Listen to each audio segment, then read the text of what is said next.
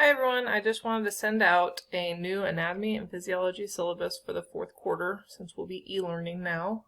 Hope everyone's doing great.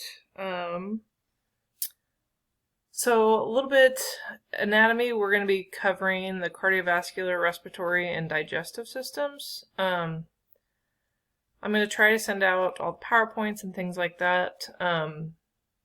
A lot of anatomy is going to turn into more of a project base, doing more of those case studies, doing some of the disease projects and things like that, as opposed to the normal tests that we took at the end of chapters. Now just a couple things as far as the class structure and grading. Anything I assign, I will give you a very clear due date.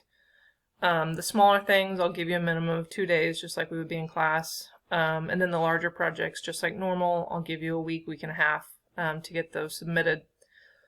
The idea is that you're spending about 30 minutes a day on it, so I will, make the due dates accordingly.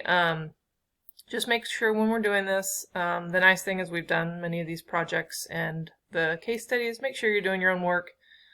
No copying and pasting from the internet or taking classmates' work, which I'll try to have different topics, so we won't have to worry about that. And you just know that it's going to result in 0. Make sure if you have any questions, ask questions before it's due.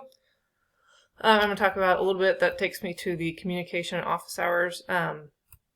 So I will always be using Google Classroom to communicate assignments and things like that with you. Make sure that you're all connected. Make sure that you're checking every day.